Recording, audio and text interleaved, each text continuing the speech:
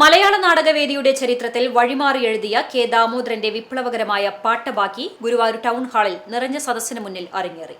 90 വർഷങ്ങൾക്ക് മുൻപ് രചിക്കപ്പെട്ട നാടകം വർത്തമാനകാല സാമൂഹിക സാഹചര്യങ്ങളുമായി ഇണക്കിച്ചേർത്ത് തികച്ചും നവീനമായ ദൃശ്യാവിഷ്കാരമാണ് വേദിയിൽ കാഴ്ചവെച്ചത്.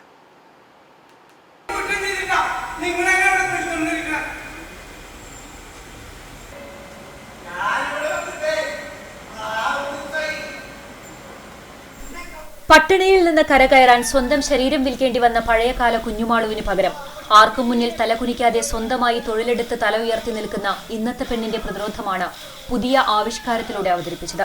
കഥാസന്ദർഭം ഒട്ടും ചോരാതെയാണ് സംവിധായകൻ പ്രദീപ് നാരായണനും തിരക്കഥാകൃത്ത് പ്രദീപ് ശിവശങ്കറും ചേർന്ന് പുനരാഖ്യാനം ഒരുക്കിയത്. സദസ്സിനിടയിലൂടെ തുള്ളിവരുന്ന വെളിച്ചപ്പാടും തോറ്റം പാടിയെത്തുന്ന ഐവർക്കളിയും നാടകത്തിന് തികച്ചും പുതിയൊരു ദൃശ്യാനുഭവവും പുതുമയും സമ്മാനിച്ചു.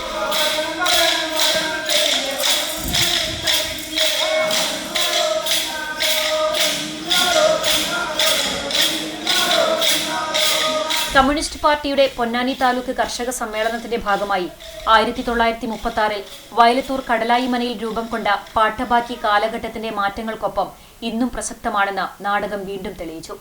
ഞമനേങ്ങാട് തിയേറ്ററിനു കീഴിൽ അണിനിരന്ന 40ഓളം കലാകാരന്മാർ അരങ്ങിൽ വിസ്മയം തീർത്തു. കുഞ്ഞുമാളുവായി രാഗിണി കൊടുങ്ങല്ലൂരും അമ്മച്ചെറുട്ടിയായി സീരിയൽ നടി രജനി മുരളിയും വേഷമിട്ടു.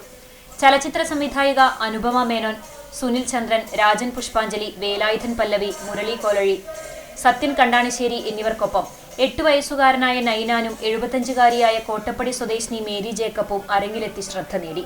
കൂനമുച്ചി കലാ ഓഡിറ്റോറിയത്തിലെ ഒരാഴ്ച നീണ്ട റിഹേഴ്സൽ ക്യാമ്പിനു ശേഷമാണ് നാടകം ഗുരുവായൂരിൽ ആദ്യ അവതരണത്തിനായി എത്തിയത്.